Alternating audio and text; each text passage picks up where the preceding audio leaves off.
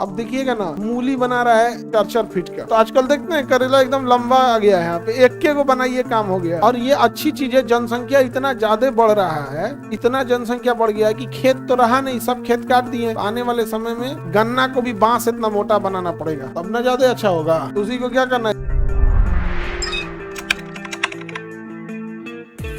Mendel और ये Morgan, इन्होंने क्या रिसर्च किया। और मेंडल ने 7 अलग अलग पौधा लिया। एक पौधा लिया जिसका हाइट थोड़ी सी लंबी, और एक पौधा लिया जिसका हाइट थोड़ा सा नाटा। कहा था कि कोई बात नहीं, इसका डीएनए अलग है, इसका डीएनए अलग है, हम इसको क्रॉस कराते हैं। क्या कराते हैं? क्रॉस। इसमें से भी डीएनए इसमें आएगा, इसमें से भी डीएनए इसमें आएगा। मेंडल ने देखा कि अब इस पौधे में क्या चीजें आ रही, चेंजिंग। तो यही पढ़ना है हम लोग को जेनेटिक्स में, कि जब हम क्रॉस कराते हैं एक से दूसरे चीज में, तो क्या चीज की चेंजिंग समझ में आ रहा है कि नहीं? कोई दिक्कत? किसने बोला? ये मेंडल। किस पौधे पे खोज किया? मटर। हाँ, मटर के पौधे पे क्या किया था खोज? किसने? मेंडल। कितने प्रकार के मटर लिया? अब 7 प्रकार का कौन कौन मटर होता है वो किताब में पढ़ के देख रहा है। देखिए, मटर की अलग अलग कैटेगरी लिया। एक देसी मटर, विदेशी मटर, हाइट वाला मटर, जंगली मटर, घरेलू मटर, सब अलग अलग कैटेगरी लिया और प्रयोग किया। मटर का पौधा ही क्यों लिया?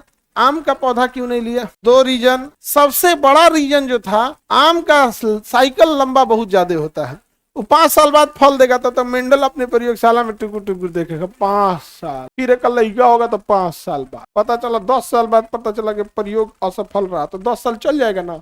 इसने ऐसे पौधे को लिया जो इजीली अवेलेबल था और जिसका लाइफ साइकिल छोटा था, लाइफ साइकिल छोटा, और जिसमें अंतर स्पष्ट पता चल जाए। जैसे गेहूं का लेगा या धान का लेगा, उसका भी लाइफ साइकिल छोटा है, लेकिन गेहूं और धान में अंतर उतना इजीली पता नहीं चलेगा। यो गेहूं वैसे नहीं दिखेगा, वो गेहूं वैसे दिखेगा, लेकिन मटर में पता चल जाएगा। उसके छिलका से भी पता चल जाता है कि मटर कौन कैसा है। देखिएगा ना, जितना बड़ मटर दिखेगा उसमें दाना उतना कम दिखता है, रहता है कि नहीं रहता है? आई जो देसी मटर रहता है एकदम पूरा उसमें ज्यादा मटर रहता है, वो देसी है। तो समझ में आ रहा है? तो सारा क्रॉस कर करके बनाया है। अब देखिएगा ना, मूली बना रहा है 4-4 फीट का। क्या कर दिया है? क्रॉस कर दिया। यहीं से क्रॉस कर करके बनाया गया।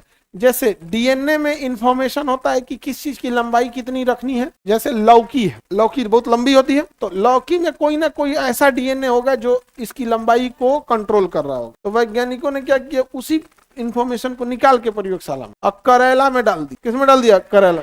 तो करेला में सारा इंफॉर्मेशन ठीक था, लेकिन जो डीएनए से इंफॉर्मेशन निकाल के लंबाई वाला डाल दिया था, उसमें लंबाई ले लिया। तो करेले की लंबाई वाला डीएनए हटा दिया, और जो लौकी के लंबाई वाला था वो किसमें डाल दिया? करेला। तो करेला में सब कुछ सेम रहेगा, लंबाई हो जाएगा कितना?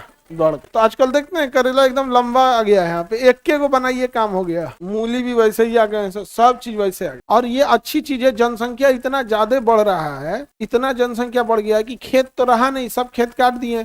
तो आने वाले समय में गन्ना को भी बांस इतना मोटा बनाना पड़ेगा, तब ना ज्यादा अच्छा होगा। तो उसी को क्या करना है? जेनेटिकली मॉडिफाई करना है।